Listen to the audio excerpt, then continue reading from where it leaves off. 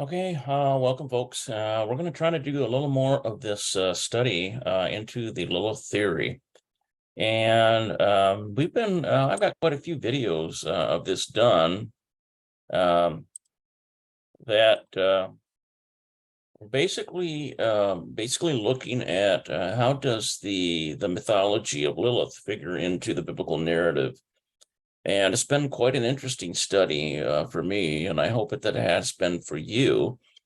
We are getting close to the end of this book. There's some other books that I have been thinking about that have a lot of interesting information in them that I plan to do after this. But this book in particular has been quite quite enlightening with respect to the Bitter Waters Code and those other kinds of um, issues that happened in the biblical narrative relative to the incursion of idolatry and how Israel has struggled with it all throughout their sojournings. So we're going to continue on here and see what we can pick up. We can get rid of this. There we go. Okay, so the Hebrew word in verse 21 relating that Noah uncovered himself in her tent is Ohelah. It is a feminine form of the root ohel, Strong's 168, which means tent. The first exact spelling of Ohelah elsewhere in the Bible comes in Genesis 12:8, where there the King James once again erroneously translated as his tent. Abraham pitched her tent between Bethel, which means house of Elohim, and Hai, which means heap of ruins. The principle of first association mystically relates to the Noah uncovering himself in her tent. He placed himself in a position between the presence of Elohim and the ruin of destruction. Okay, so this is Genesis 12:7-8. And Yahweh appeared unto Abram and said, Unto thy seed will I give this land, and there builded he an altar unto Yahweh, who appeared unto him. And he removed them thence unto a mountain on the east of Bethel, and pitched his tent, having Bethel on the west and Hai on the east. And there he builded an altar unto Yahweh, and called upon the name of Yahweh. Rashi points out another fascinating wordplay with her tent. The word is also the exact spelling of the proper name of Aholah. Isn't that something? Which is the feminine form of Ohel and means her tent or her own tent. Aholah is a symbolic prostitute and whore, which the prophet Ezekiel uses to symbolize the adulterous sins of Israel and Samaria. Thus, the mystical meaning of her tent in Genesis 9:22 also bespeaks of the acts of an adulteress. Okay, so this is interesting because the word is used when it talks about, with regard to the question of, was it Ham who had relations with Noah's wife, or was it Ham's wife who had relations with Noah while Noah was drunk? And so the second possibility opens up the idea of how the Nephilim came into the post-flood world and produced the race of the giants, of which King David is credited with wiping out. And so the idea that one of the corrupted generations might have slipped in after the flood is supported by this understanding to suggest that Ham's wife was an adulteress. And therefore she was like, just like what Hosea says, Aholah, meaning that this is a very loose woman, a woman willing to have sexual relations with a man, not her husband. And so there's a connection here in Ezekiel 23:4, and the names of them were Aholah the elder and Aholibah her sister. They were mine, they bear sons and daughters. Thus were their names. Samaria is Aholah and Jerusalem Aholibah. Okay, so let's take a look at the derivation of mystical implications from verse 22. Okay, the Hebrew word in verse 22 is designating Ham as the father of Canaan is Abi. It is various spelling of Av, meaning father. The first exact spelling of Abi elsewhere in Bible comes in Genesis, in the Bible comes in Genesis 4:20. Their father denotes Jabal was general head of a lineage who dwells in tents. It shows Ham as the general head of Canaan's lineage, but necessarily the actual father of Canaan. I think he means they're not necessarily the actual father. And Adab or Jabal, he is the father of such as dwelling in tents and of such as have cattle. I think he forgot putting the not word there, but not necessarily the actual father of Canaan. In the book, it might be a typo, but basically what he's saying here is that the Canaan did not necessarily have to be the genetic father of Ham, in this understanding that Ham's wife seduced Noah when Noah was drunk. Therefore, it could be that this child dwelt in the tent of Ham because, well, he would naturally, in that situation, the child would stay with the mother, right? And the mother would be, apparently, Ham decided to connect with her again, and she ended up in his tents. So the Hebrew in verse 22 for and he saw is vayara. It is the second person masculine imperfect verb form with the root raha, strong 7200, which means to see, with a vav conjunctive prefix. The first exact spelling of vayara elsewhere in the Bible comes in Genesis 1:4. There Yahweh saw that the light of his creation was good. This principle of first association relates that when Ham witnessed his father's nakedness, he saw what Yahweh considered goodness, and that his goodness would be separated from darkness. This separation probably refers to Ham and his wife's later separation from Noah. Interesting. Interesting thought there. I'm not sure about that, but Yahweh saw the light, that it was good, and Yahweh divided the light from the darkness. So basically what he's doing here is he's taking the same Hebrew word and trying to find other places which give the meaning, a more perfect meaning, and then applying that meaning to the situation of Ham and Noah, Ham's wife, and how this came about, the situation that's related in the book of Genesis. Okay, so the Hebrew word in verse 22 for the nakedness of Noah that Ham saw is ervot. It comes from the root erva. The first exact spelling of ervot elsewhere in the Bible comes in Genesis 42:9. There Joseph accuses his brother that they had come to spy out the land's nakedness, issuances, or produce. The brothers were indeed guilty of this accusation, for that had traveled to Egypt to see its riches and to purchase foodstuffs. This principle of first association relates that Ham came purposefully to view Noah's nakedness and to acquire that which he saw. The intentional spying is held against Ham as an accusation by Noah and Elohim. One may suppose that Ham knew or suspected what was happening between his wife and Noah in the tent, and that he came to see the nakedness of his wife, which was also his father's nakedness and father, and to take her back. Interesting. Okay, let me see if I can wrap my mind around this. Yeah, it could be that Ham basically knew what was going on or suspected what was going on, and he showed up at the tent to watch this transpire. And Joseph remembered the dreams which he dreamed of them and said unto them, "You are spies to see the nakedness of the land, you are come." The Hebrew word in verse 22 relating that Ham saw the nakedness of his father is Abiv.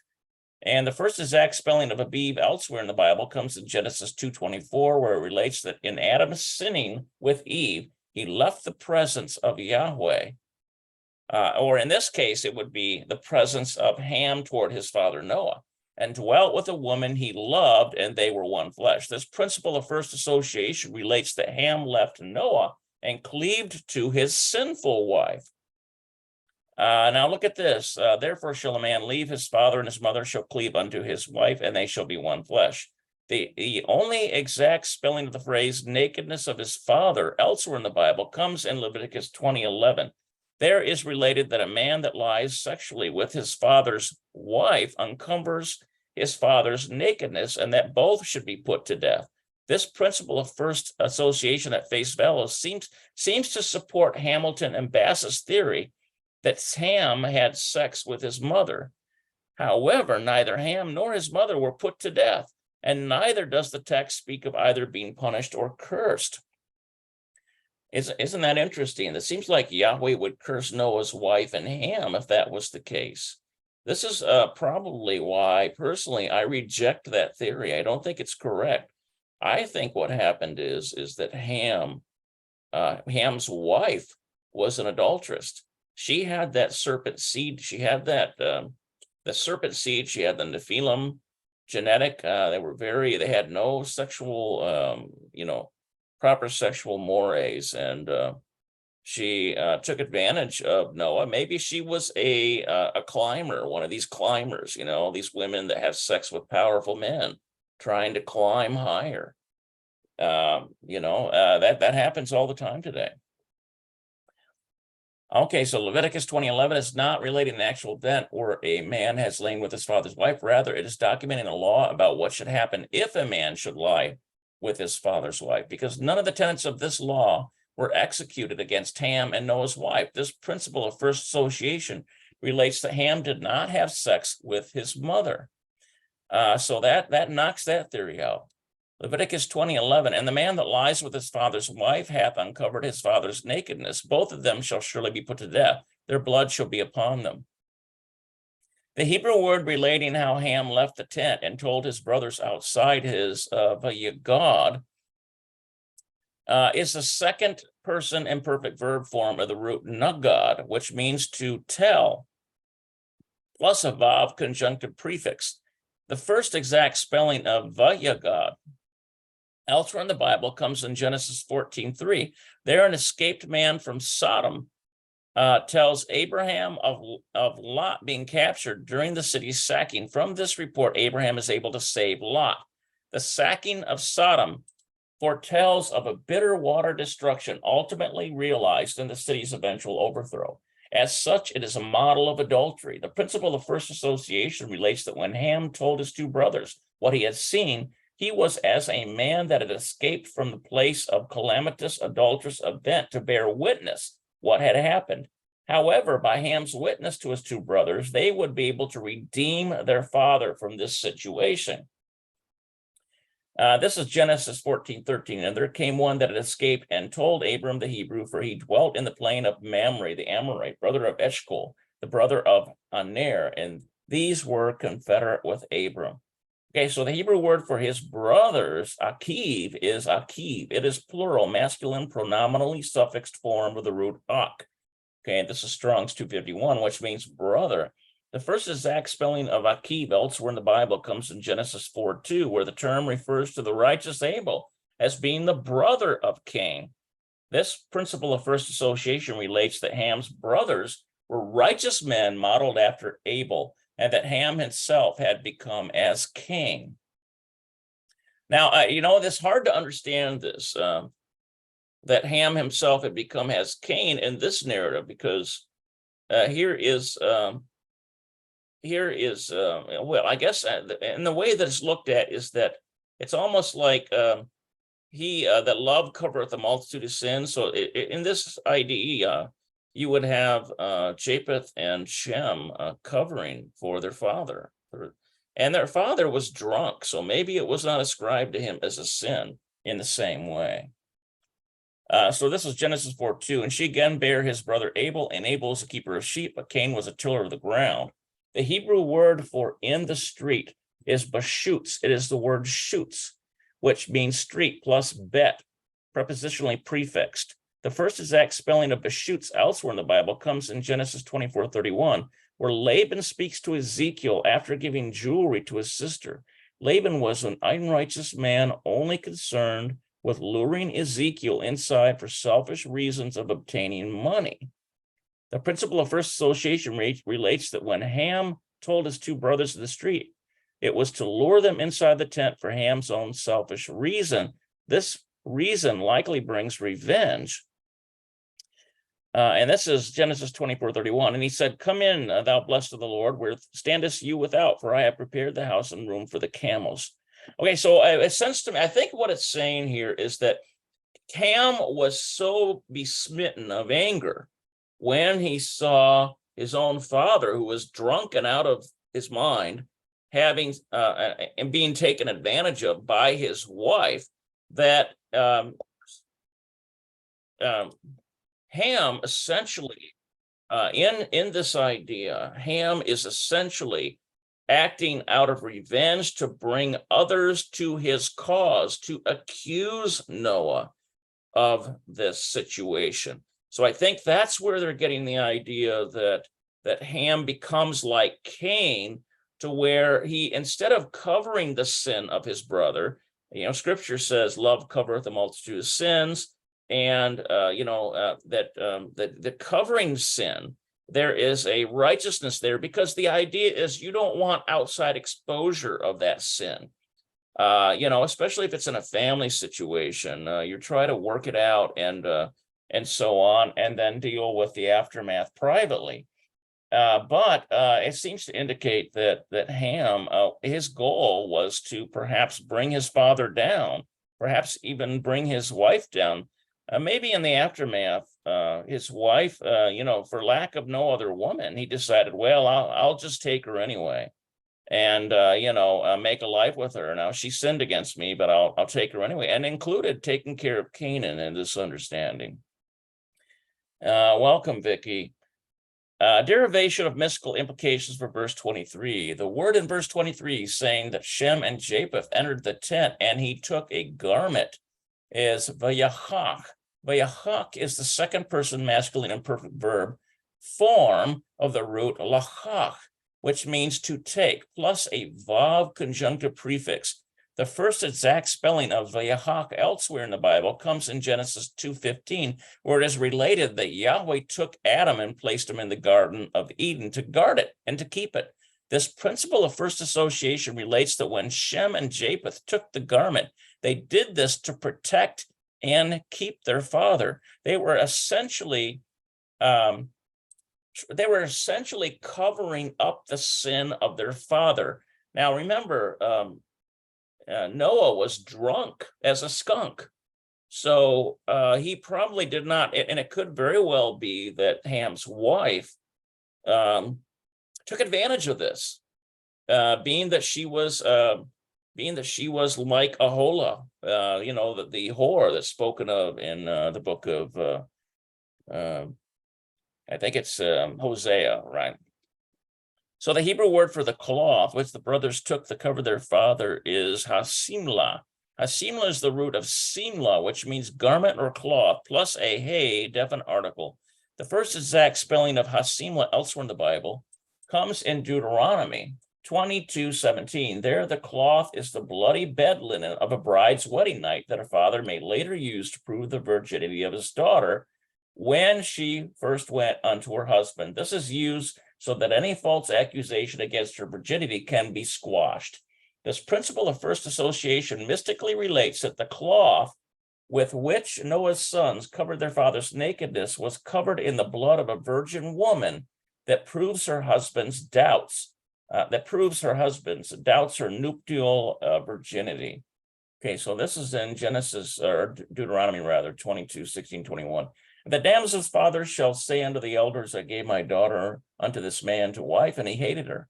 And lo, he hath given occasion of speech against her, saying, I found not thy daughter a maid, and yet these are the tokens of my daughter's virginity, and they shall spread the cloth before the elders of the city. But if this thing be true, and the tokens of virginity be not found in the damsel, then they shall bring out the damsel to the door of her father's house, and the men of her city shall stone her with stones that she die, because she hath wrought folly in Israel to play the whore in her father's house. So shall you put evil away from you. Interesting here. So it's using the same word. The Hebrew word indicating the brothers took the cloth and they covered Noah is vayachakav. V'yachachav is second plural personal masculine imperfect verb form of the root kacha, which means to cover. The first exact spelling of Yachachav elsewhere in the Bible comes in Genesis 7:19. There it is related that the cursing waters of Noah's flood covered the whole earth. Now that's interesting. It's essentially what's being said here is that the motivation behind Shem and Japheth, whereas Ham's motivation may have been to expose his father to shame. It was Japheth and Shem's motivation to cover the sinful situation and to basically in a way it's almost like in a way of keeping it from going outside of that personal tragedy. Okay, so because when you think about the flood, and then the Nephilim and all of the wickedness that was done, it was to basically cover it over. It was basically to create the opportunity for a new start. Okay, so they hid the defiled earth from view. This principle of first association reveals that when the sons covered Noah's nakedness with a cloth, they were hiding sin from view of Elohim. This sin, now they're going back to the flood now. This sin was the Nephilim defilement, which had existed on the earth before the flood. The cloth was the cursing agent of the sin it hid, like the flood waters which covered the earth during Noah's flood. The cloth cursed because it contained the blood of Noah's adultery. Interesting. So remember, I'm on Facebook Live, Vicki, on the profile there.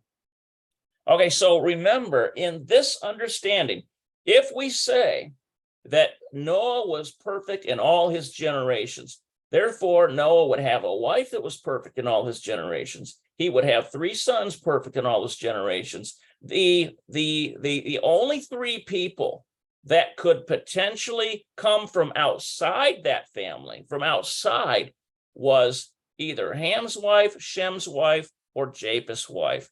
Well, being that this is revolving around Ham, the theory is that it was Ham's wife that did this wicked thing and took advantage of Noah in the same way that Lot's daughters took advantage of him and committed incest against him. So that's essentially the Hebrew word. So basically the argument here, and all of this is leading up, is they're taking the Hebrew words and they are looking elsewhere where they're used and seeing the implication of how they're used and applying it back to this situation. This is what the principle of first association is. So the Hebrew word which relates how the brothers took the cloth and they laid it upon their shoulders is vayasimav. It comes from the root seem, which means to lie. The first exact spelling of vayasimav elsewhere in the Bible comes in Genesis 42:32. Their Egyptian servants set food before Joseph so that he ate by himself and his brothers ate separate from him by themselves. Even the Egyptians at Joseph's table ate separate from the first 2 grips. This laying out of food was all done to keep the Egyptians from the others' perceived uncleanness. This principle of first association relates that in setting the cloth upon their shoulders, the 2 sons of Noah intended to separate themselves from Noah's uncleanness and in the same time act as a way of hiding this from the view of Elohim. And in a way, it's almost like they were covering his sin in this way. And remember, this is all in context of the understanding that it was Ham's wife who was the guilty party here, who took advantage of Noah being drunk in his tent, based upon how these Hebrew words are being used in other circumstances. And they set on for him by himself and for them by themselves and for the Egyptians, which did eat with him by themselves, because the Egyptians might not eat bread with the Hebrews, for that is an abomination unto the Egyptians. The Hebrew phrase stating how the brothers laid the cloth upon the shoulder of them both is al-Shechem. This comes from the root Shechem, which means shoulder. The only exact spelling of the phrase al Shechem elsewhere in the Bible comes in Judges 9:34. There it is related how Abimelech and his men went out upon Shechem, literally upon the shoulder, and they smote the men of that place. Yahweh had sent an evil spirit upon both Abimelech and the men of Shechem because of the sins of Abimelech in killing his kinsmen. This is in Judges chapter 9:23. This principle of first association relates that had evil spirit of Yahweh had descended upon Noah and his sons because of his sin. This would cause them to turn on each other. This is especially true of Ham turning on Noah. Very interesting.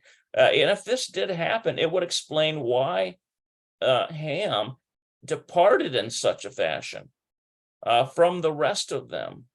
It's quite when you think about the tragedy of the tale, the potential for this. Now, even the other theory that's in the running, which being that Ham sleeping with Noah's wife is a tragedy in and of itself.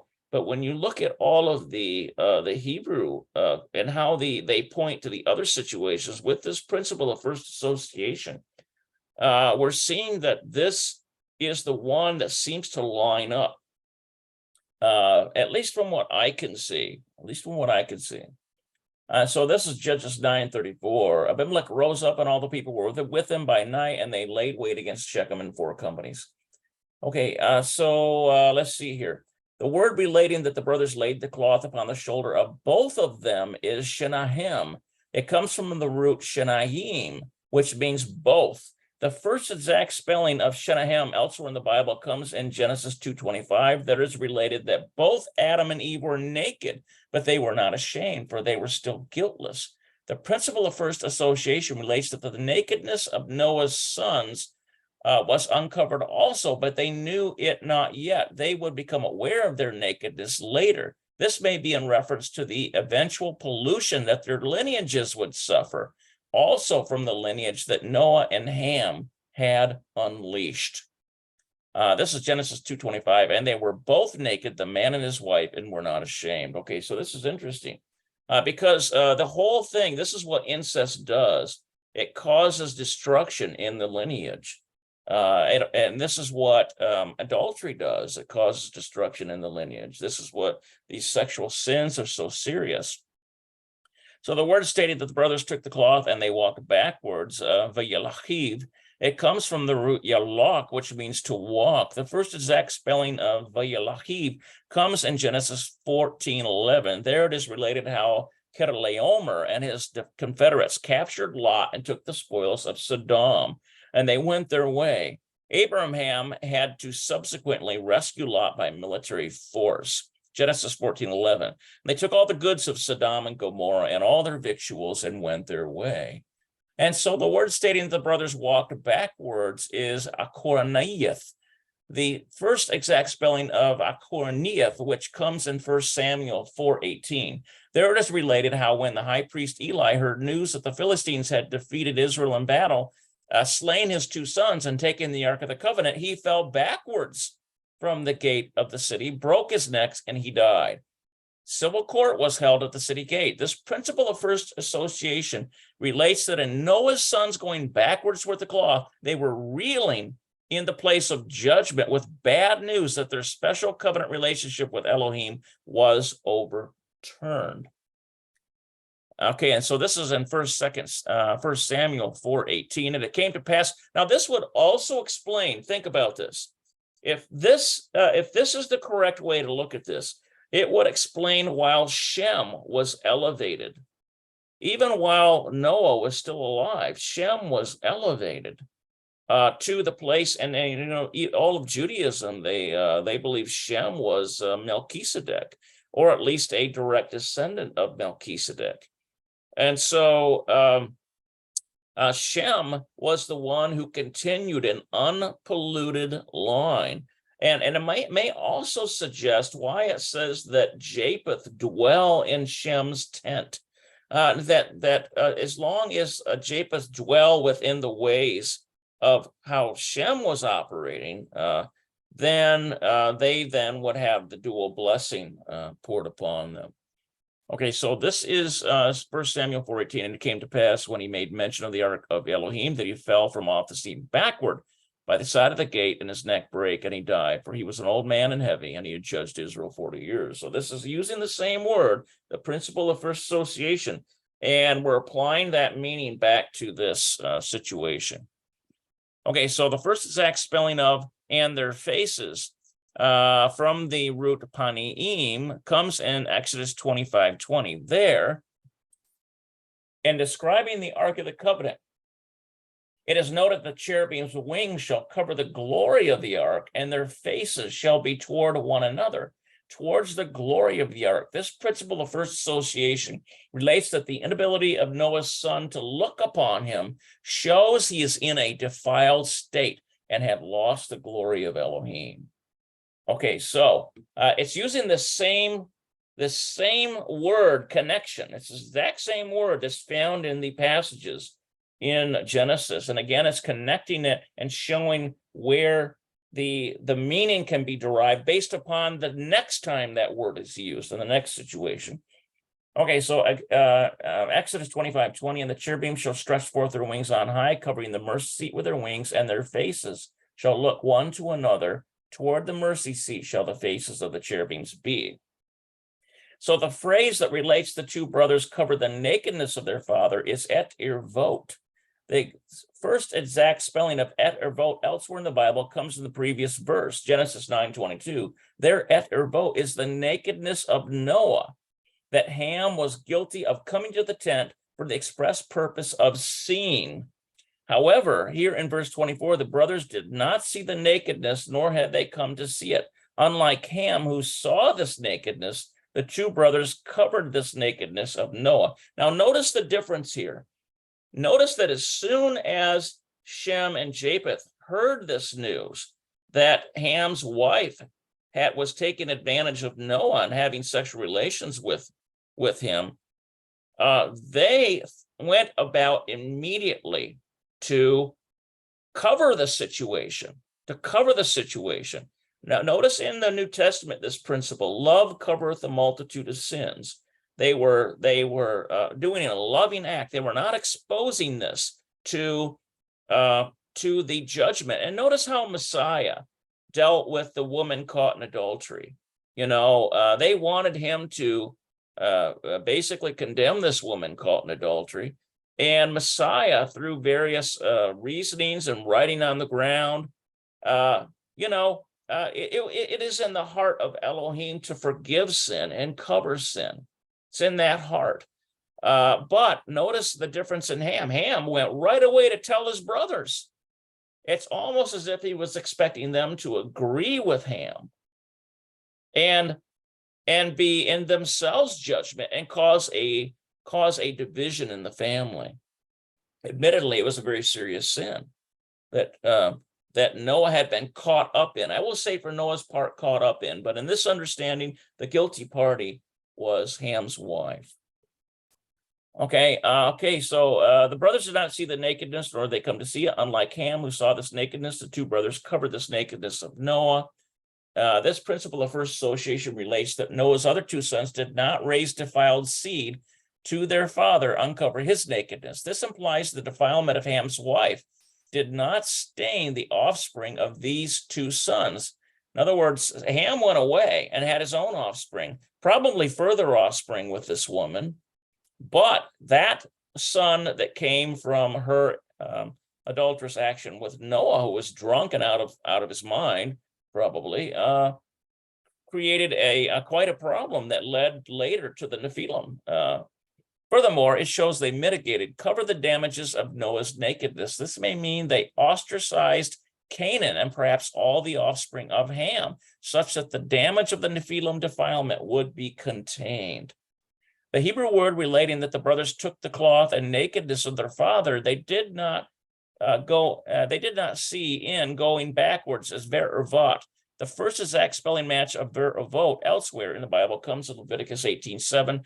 There is given the commandment that the nakedness of one's father shall not be uncovered. This principle of first association is once again relating that Noah's other two sons did not raise defiled seed to their father's lineage. Okay, so Leviticus 18:7, the nakedness of thy father or the nakedness of thy mother shall thou not uncover. She is thy mother, shall thou not uncover her nakedness. Okay. So let's take a look at this derivation of mystical implications from verse 24. The Hebrew word relating that Noah awoke is vayachatz. Vayachatz literally means and he awoke. It is a conjunctively prefixed first person singular masculine imperfect verb form of the root yachatz, which means to awake. The first exact spelling match of vayachatz elsewhere in the Bible comes in Genesis 28:16. There Jacob awoke from a terrifying dream of angels, and he realized that he had fallen asleep in a dangerous, dreadful place. This principle of first association relates that when Noah awoke, he was terrified, for he had unknowingly passed out in a dreadful place where the angels of Elohim were able to descend. Okay, so basically, it's like when Noah came to his senses, he knows that something horrible has happened. And the same thing happened with Lot. He knew that something horrible had happened. Okay, and Genesis 28:16, and Jacob awakened out of his sleep, and he said, surely the master is in this place, and I knew it not. And he was afraid and said, how dreadful is this place? This is none other but the house of Elohim, and this is the gate of heaven. Remember that in this case, he awoke out of this dream, seeing angels. So this is Jacob now. He's got his head resting upon the stone, and he is dreaming and seeing angels and other angels, and the horror of it all, because it was such a holy place. There was such a fear of Elohim, and the enormity of the implication was such that it caused fear for him. Okay, let's see here. Let's see. Jacob awakened out of his sleep. Okay, so we read that, and this. All right, there is no exact spelling of from his wine elsewhere in the Bible, so we have no principle of first association here. The Hebrew word relating that Noah awoke and knew that he had made to himself is yada. It is the conjunctive prefix form of the root yada, which means to know. Yada is often used as an idiom for sexual relations in the Bible. Very interesting, very interesting. The same word. It comes from, when it says Adam knew his wife Eve, it uses yada. Anytime you have sexual to know a woman, it's yada. Okay, it's often used as an idiom for sexual relations in the Bible. This is demonstrated by the first exact spelling match of the yada elsewhere in the Bible, which comes in Genesis 4:17. There is related that after being cursed for slaying Abel, Cain knew his wife and she conceived. Thus, yada is an idiom for sexual relations. The principle of first association from Genesis 4:17 relates that when Noah awoke, he recalled that he had had sexual relations that resulted in a conceived child, and that he was now cursed like Cain. Genesis 4:17, and Cain knew his wife, and she conceived and bare Enoch, and he builded a city and called the name of the city after the name of his son Enoch.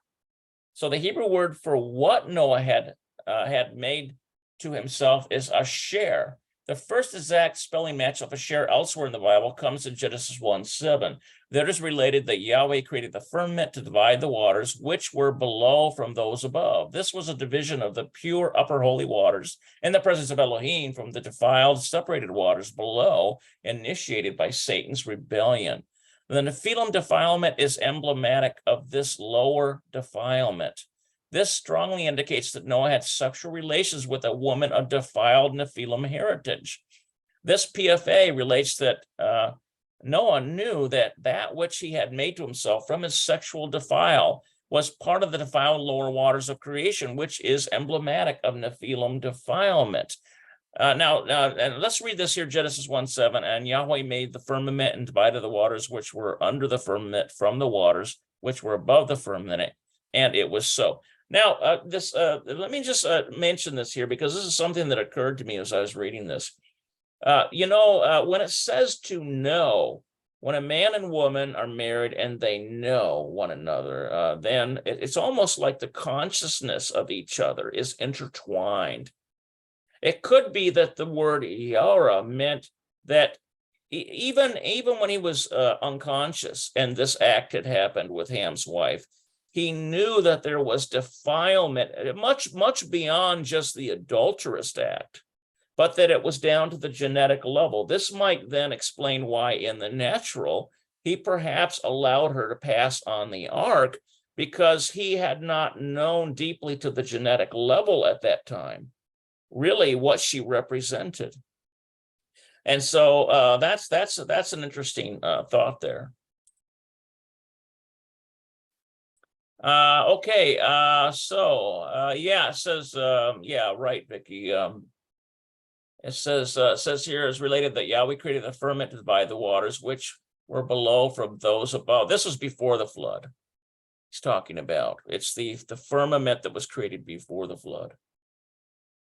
So he's not talking about the flood which happened, and it says the pillars of the earth broke and the water came up at that time.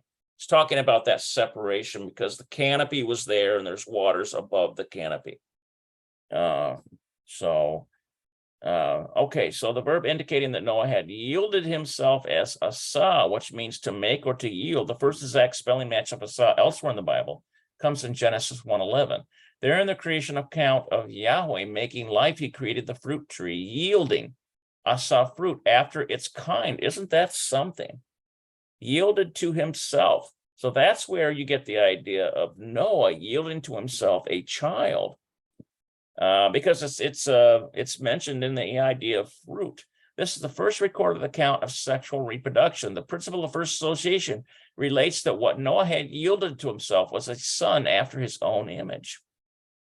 And Yahweh said, let the earth bring forth grass, the herb yielding seed, and the fruit tree yielding fruit after its kind, whose seed is in itself upon the earth. And it was so. The first exact spelling of to him, lo, comes in Genesis 2:18. There is related that for Adam, Yahweh would make a helpmate for him. This helpmate to Adam would be Eve. This principle of first association relates that when Noah had sexual relations with Ham's wife, he knew that he had raised seed with her to himself and had made her a mate to himself. This supports the possible notion of Rashi that Naamah had become a de facto wife of Noah through his acts. And Yahweh said, it is not good that the man should be alone. I will make an exact helpmeet for him. This would be the term lo for him.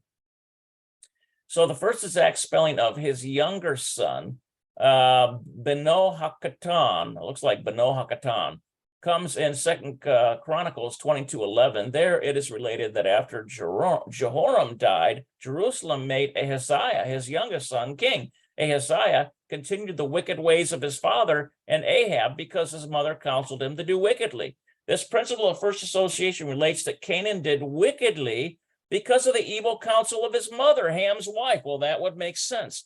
In the life of a son, the mother figures the more prominently than any other figure. And if the woman is wicked, the son will be wicked. Very interesting concept there, especially if she had adulterous intent.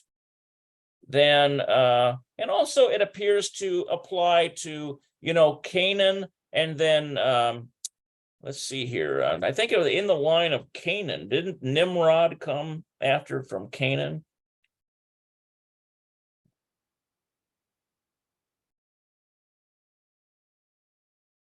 See here. Let's see here.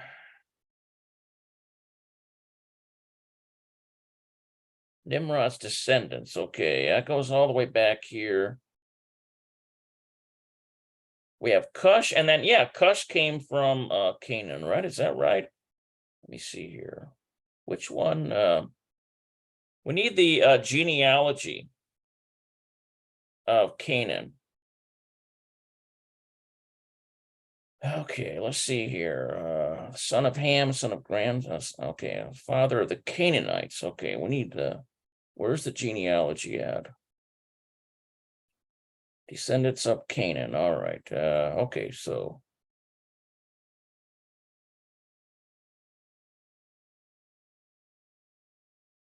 but it doesn't tell us the names, does it? He was a great grandson of Noah.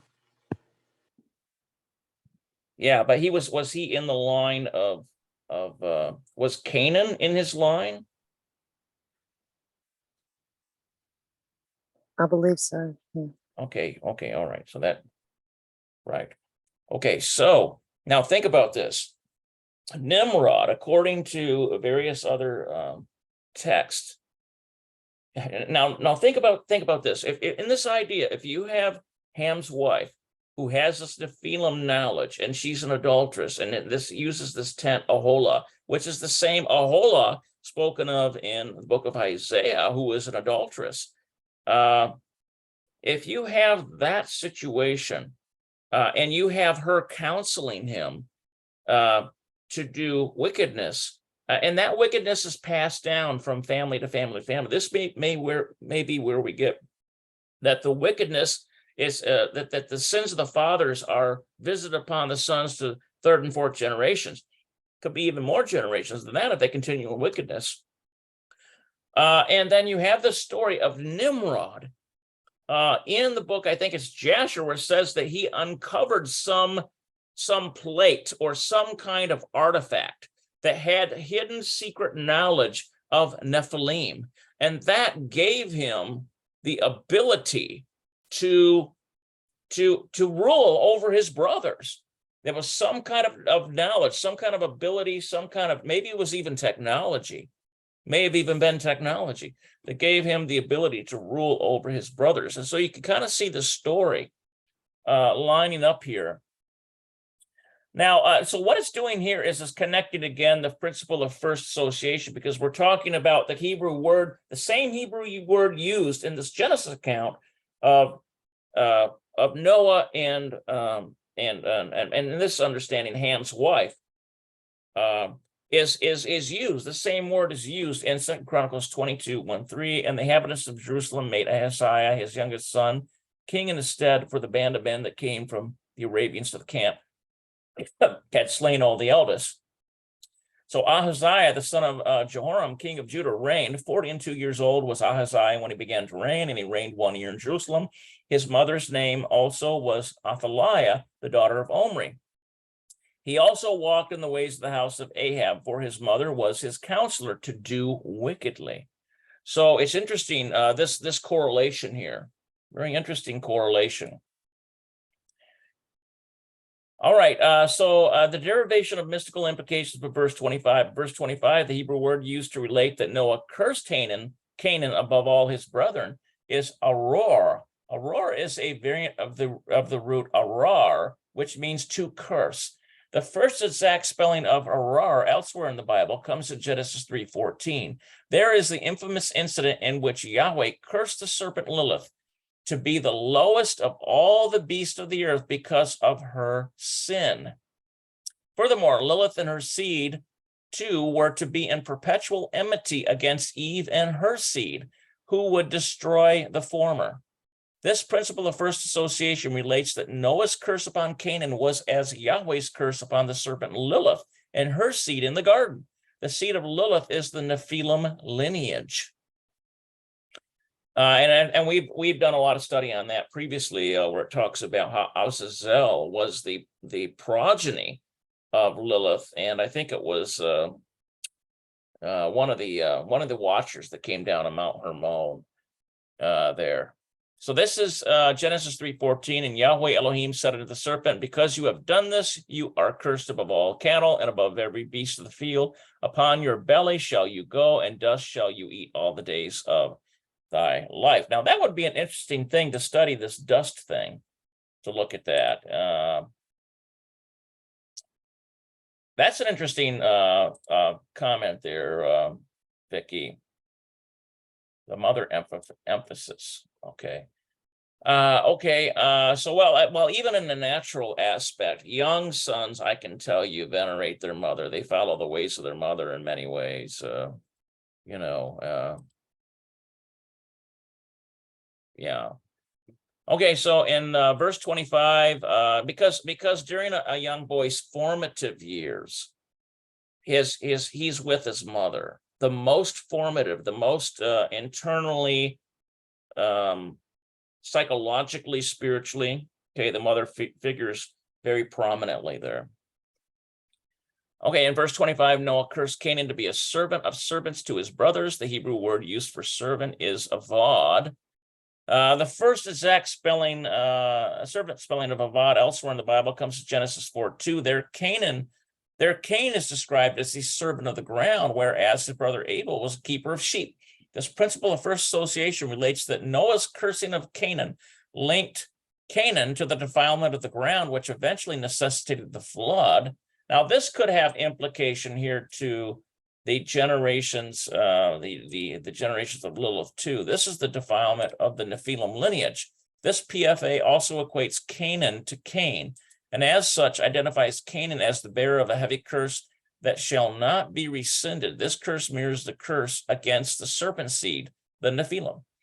Okay, Genesis 4:2. She again bare his brother Abel, and Abel was a keeper of sheep, but Cain was a tiller of the ground. Noah declared that Canaan would be a servant of servants to his brothers, where servants is avadim, the plural of avad. The first exact servant spelling of avadim elsewhere in the Bible comes in Genesis 44:16. There Judah declares to Joseph that he and his brothers are the Lord's servants, and that Yahweh had discovered their iniquity. This principle of first association relates that Canaan would be the servant of brethren servants who are truly the servants of Elohim, but in whom Yahweh had found inequity, or I think he meant iniquity, in whom Yahweh had found iniquity, truly servants. I'm not sure whether that word's inequity. However, these servants shall find redemption from their condition, whereas Canaan, the servant of these servants, would find no redemption from his curse, just as Cain found no redemption. So this is in Genesis 44:16. And Judah said, what shall we say unto my Lord? What shall we speak? Or how shall we clear ourselves? Yahweh hath found out the iniquity of thy servants. Behold, we are my Lord's servants, both we and he also, with whom the cup is found. Okay, so this is interesting connection here that it would explain why Canaan was relegated to a cursed condition.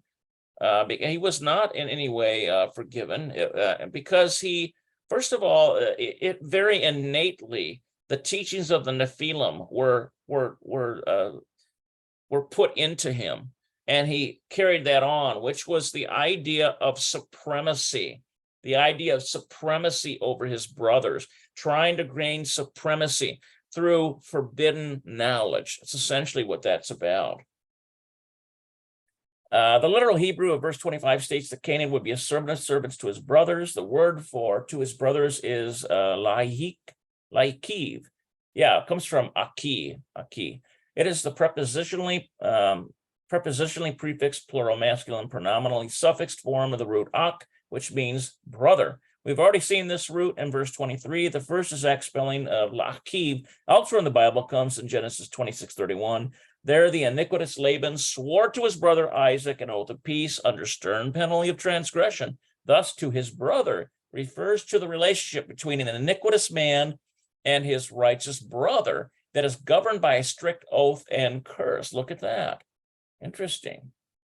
This principle of first association again establishes the wicked nature of Canaan versus that of the other sons of Noah. So this is Genesis 26:31. And they rose up betimes in the morning and swear one to another, and Isaac sent them away, and they departed from him in peace. Okay. So that's interesting. Remember, Laban was not a moral man. He had changed Jacob's wages 10 times, right? He had done, he really had pulled a fast one on Jacob by giving him, he wanted a certain woman for his wife, and Laban slipped in a real fast one and got him one that he woke up in the morning and saw that she was not the woman he was supposed to marry. But by that time it was too late. And then he suckered him into another 7 years just to get the woman that he wanted. And then on top of that, he has the chutzpah to say to him, you shall not take any other wives, when he was the covenant breaker to start with. So very Very interesting story there. I get that Laban, he gets my blood boiling, I tell you. So anyway, I think we're getting close to our end here. Let's just open this up for a minute to comments before we do anything with this more. But we got we might be able to get a little more of this. Any comments so far?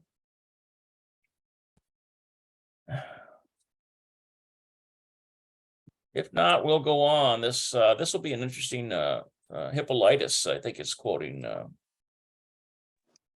I got a question. Go ahead, Melissa. Do you think Noah's Ark has been found like a lot of people say it has? I think it's been found in Turkey. Okay. Yeah. And I think that Jabal Allah is in the region of Arabia.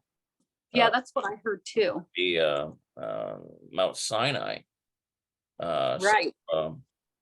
So that, I mean, those are just, kind of corollary subjects, but yeah, I think that modern scholarship and especially that which was passed down the Catholic Church there was a lot of politics involved in trying to change where these special places were. So there's that there. Let's see what we've got here. Okay, yeah, Vicky says me too. All right, well, let's see what this part here is. Hippolytus legend of Ham's wife. This is an interesting one. I don't think I've ever come across this one.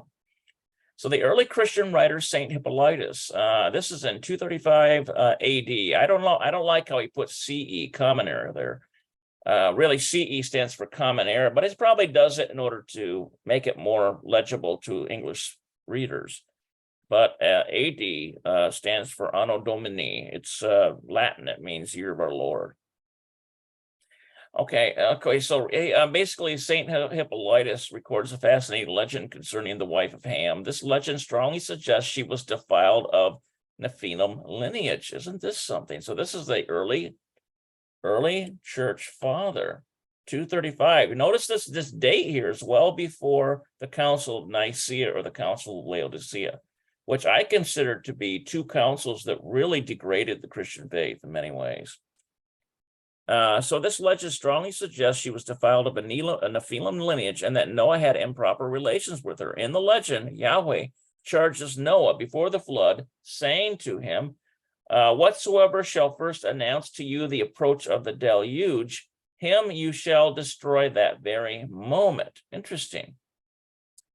Later, Noah was alone with the wife of Ham. She was just about to put a large piece of bread in the oven when suddenly, according to the word of the Lord, water rushed forth from the oven and penetrated and destroyed her bread. She exclaimed to Noah, the word of Yahweh is come to good. Okay, let's see, let's try to analyze this. She exclaimed, the word of Yahweh has come to good. That which Yahweh foretold has come to pass. Execute therefore that which Yahweh commanded. When Noah heard her words, he said to her, is then the flood already come? The wife of Ham said to him, you have said it. Yahweh suddenly charged Noah again, saying, destroy not the wife of Ham, for from thy mouth is the beginning of destruction. For you didst first say, the flood is come.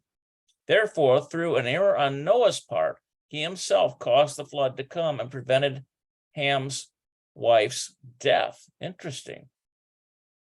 I would have to read that a few more times to see what he's saying here. It's almost like it's implying that the power of death and life is in spoken word, and they that love it shall eat the fruit thereof. Seems to be implying that. Yeah. Go ahead, Vicky. He says, What's that? whosoever shall first announce to you the approach of the deluge, him you shall destroy that very moment. So she was the one that announced it before it happened, and he was supposed to have destroyed her at that very moment. Mm-hmm. Is that right? Yeah, what it seems saying? to implicate that. And now let's read this part again. It says, she exclaimed to Noah the word. Okay, wait a minute here. Later, Noah was alone with the wife of Ham. She was just about to put a large piece of bread into the oven when suddenly, according to the word of the Lord, water rushed forth from the oven and penetrated and destroyed her bread. She exclaimed to Noah, the word of God is come good. In other words, she's saying, she's acknowledging Noah, it's implying that Noah never said this to anyone, that Noah never related what the Almighty has said to him, but somehow she had knowledge of it. Being that, so it's implying that she had a demonic connection somehow, that it's implying that somehow she knew via Nephilim knowledge, this forbidden knowledge of what the impending disaster that was going to come. And so this could be why in the story it says that that Noah was commanded to destroy her in order to prevent the reinfection of the Nephilim. It also has connection to witchcraft and witches. It has connection to soothsayers, to warlocks. These are all people who have dabbled in and deeply study forbidden knowledge that man is not meant to know, except for those whom Yahweh chooses to show, which would be his prophets. And in Noah's case here, he was like a prophet of Elohim. And that which Yahweh foretold has come to pass. Execute therefore that which the Lord commanded. When Noah heard her words, he said to her, is then the flood already come? Notice that. The wife of Ham said to him, thou hast said it. Yahweh suddenly charged Noah again, saying, destroy not the wife of Ham, for from thy mouth is the beginning of destruction, but you didst first say the flood is come. In other words, it's almost like he acknowledged the error.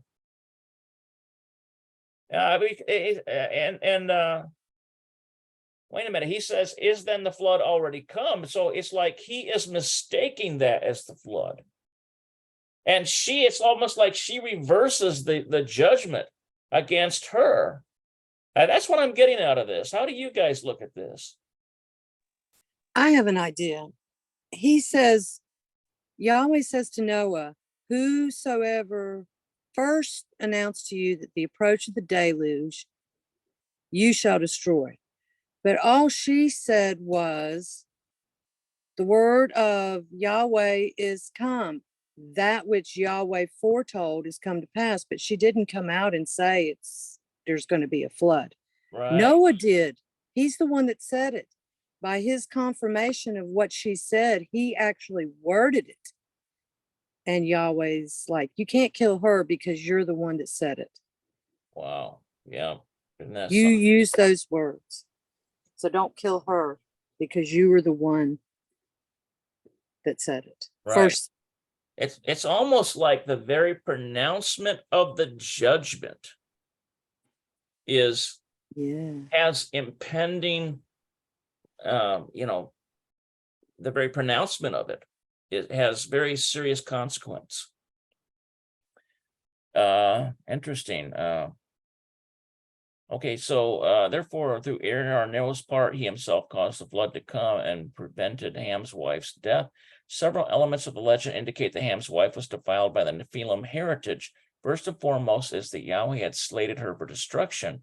Yahweh did not want her to survive aboard the ark through the flood. Yahweh had charged Noah with an oath to kill whoever announced the start of the flood. God then set up Ham's wife for destruction. When she opened the oven door, Yahweh miraculously caused a flood of water to issue forth. This can certainly be interpreted as a divine attempt to cause Ham's wife to announce the start of the flood, and she nearly did. However, Noah fumbled in his charge and instead brought the curse upon himself by announcing the start of the flood. Noah's error with Ham's wife in the legend could symbolize his error in having sexual relations with her. Well, my question is, why was he alone with his son's wife? I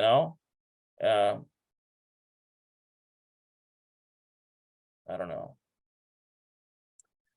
Why would he put himself in that situation? All right. Anyway, Yahweh slated her to not survive the flood because of her defilement. However, Noah erred and allowed her to survive. She thereby polluted Noah's post-flood lineage and effectively brought her curses upon him. A second indication of Ham's wife's defilement in the legend comes from the waters issuing from the oven. As the legend makes clear, the waters issuing from the oven were the first waters of the flood, and they were directed at Ham's wife, because Yahweh's entire purpose of the flood was to destroy the Nephilim defilement. One might conclude that Ham's wife was so defiled. Interesting. That's an interesting thought there. I didn't even think of that. Probably the most striking evidence in the legend linking Ham's wife to the Nephilim defilement arises from a poetic wordplay between her name and the bread and oven incident. According to Jubilee 7:14, the name of Ham's wife was, look at this here, Ne'eteleb-Ma'uk. Saint Hippolytus renders it Nahalath Manuk. This is a symbolic name meant to convey mystical meaning. Her name is likely the Hebrew Nakaloth Manuk, which means torrents are your manna. Interesting. Torrents are your manna. This name fits nicely with Saint Hippolytus legend. Manna was the heavenly bread-like food rained down by Yahweh from heaven to feed the Israelites in the wilderness. However, the name of Ham's wife indicates that the torrents of Yahweh's flood were his manna for her. Interesting. It's like you can see this dichotomy of cursing and blessing. Manna for the Israelites was blessing. Manna for her, that's cursing. And notice that the very Hebrew word ma-na means what is it? So it opens up the implication of either blessing or cursing. What is it? Is it a blessing or is it a curse? Interesting. All right. Let's see here. This name fits nicely. Okay, I think we read that. However, instead of the sweet and life-sustaining bread of Yahweh's manna, her portion were the torrents of the flood. Hence, when she opened the oven door to prepare her bread, a flood of waters issued forth, penetrated and ruined her bread. Thus, her manna or bread from Elohim was the flood waters. Wow, isn't that something?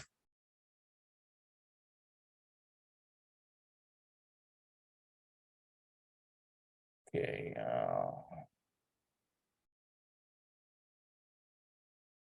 Oops, wait a minute. We don't want that one.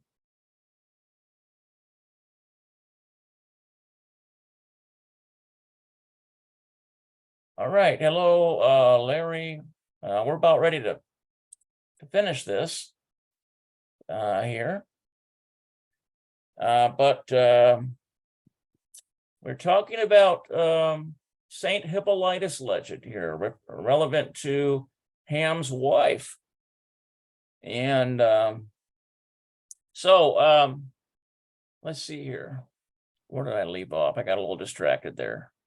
Let's start here. Instead of the sweet life-sustaining bread of Yah's manna, her portion were the torrents of the flood. Hence, when she opened the oven door to prepare her bread, flood of waters issued forth, penetrated, and ruined her bread. Thus, her manna or her bread from Elohim was the flood waters. Here is yet further evidence in the legend that Ham's wife was a source of defilement and that she was perhaps pregnant before the flood. The legend states that she was putting bread in the oven just before the flood. Having bread in the oven is a modern idiom of being pregnant. Is that where you get the bun in the oven from? Holy smokes. Having a bun in the oven? Oh my gosh. Okay. All right, Melissa. Then I will open up the, I'll take some of the security features off because I didn't know. There we go. I took the unmute security feature off. I didn't know who he was. All right, so having bread in the oven is a modern idiom for being pregnant. Was Ham's wife therefore pregnant before the flood? No, also that the waters which rushed out of the oven attacked her bread, her fetus, and the symbolism, and not Ham's wife herself. The legend is quite clear in that the water penetrated and ruined her bread. Where the rushing waters of the oven symbolic of the flood waters heading for the Nephilim child in her belly? It was the water's duty to cleanse all the earth of the Nephilim. If Ham's wife putting bread in the oven is symbolic of her pregnancy, who was the father? In the legend, Noah was alone with Ham's wife when she was putting bread in the oven. The rabbis teach that no man should never be alone with another man's wife. Isn't that what I just said? I hadn't even read this yet. And the rabbis teach that no man should be alone with another man's wife. That's danger, danger, Will Robinson, danger. So, I mean, because even you could have an accusation happen. Okay. All right, then no man should be alone with another man's wife long enough to have committed adulterous relations with her in secret. Could Noah being alone with her be an allusion to Noah having sexual relations with her before or during the flood? Or was the possible seed in her belly conceived from a watcher or Nephilim? Very interesting stuff here, guys. All right, so it looks to me like at least one church father comes right out with this understanding that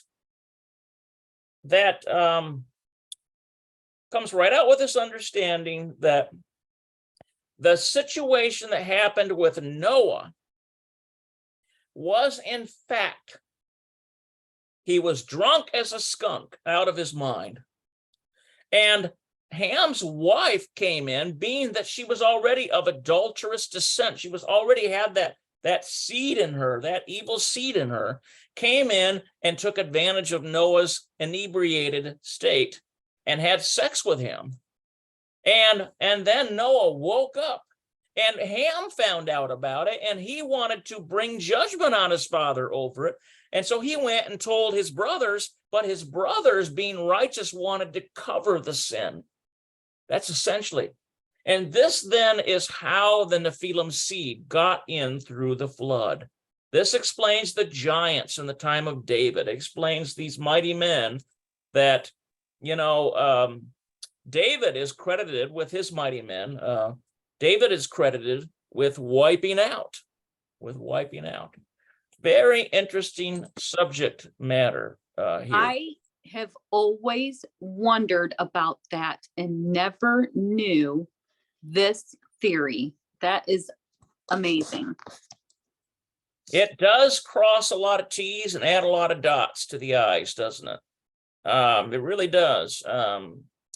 So anyway, next time we're going to start the Zohar on Canaan and Na'amah. So Na'amah is also known as I think Na'amah is what they call in other places Ham's wife, Na'amah. All right, guys, this was an interesting study, to say the least. And we're gonna continue on with it. And we're getting more than 3/4 of the way through this book. And if you want to know where my other videos are on this, if you're interested to see this kind of material, all you have to do is go here. Okay, put in www.hmisrael.com. Okay, HM Israel stands for Hebrew Messianic Israel. Okay, so there's Hebrew Messianic Israel, there's Facebook, there's our calendar, Yahad events, there's member assemblies, there's YouTube. Click on YouTube. Go to videos, okay, and you're going to see our midweek manna services. You'll see our Hebrew studies, and then you will see this series. Just look for this picture. Anything that has this picture is our series on the Lilith theory explained. Okay, we've got quite a few of them here. So that's there. That's hmisrael.com. You'll see the YouTube link on there, and you'll be able to get there. All right. So any comments? Any last thoughts before we go? Good to see you, Larry Withrow. You want to kind of introduce yourself a little bit here to the group? Melissa knows you, but we don't. I don't know you. I don't think Vicki does either. I've known Larry for probably almost 30 years, if not 30 years. And we lost touch for a while, but he's a real nice man. Okay, he's I assume being in this room, he's interested in esoteric, deep. Well, I don't know about that. I just know that he's always, ever since I've known him, he's been a Christian. So. Okay. It's been a long time. Baruch Hashem, Baruch Hashem. All right, guys. For those of you who are, those of you out there, this is really for the benefit of those out there, because I don't think very many people in this room go to the Hebrew studies, but we're gonna try to pick one up tomorrow. Yom Rishon, first day. Yom Rishon is first day in Hebrew. It's Sunday. Remember that the Shabbat is the seventh day. So there's 7 days of the week. 1, 2, 3, 4, 5, 6, 7. We're on Shabbat now. We're coming to the end of Shabbat. Yom Rishon is in Hebrew is first day. Don't be discouraged there, Vicky. I've got all the videos on there. You can start with chapter 1 and just keep moving forward. Just keep gleaning what you can and moving forward. But you know, people that are even beginners are gleaning from the studies that I'm offering now. They're gleaning a lot of things, but just by phonetically associating words with meaning, okay? And you'll pick something up here and there. All right, Yah bless you guys. Shalom, shalom.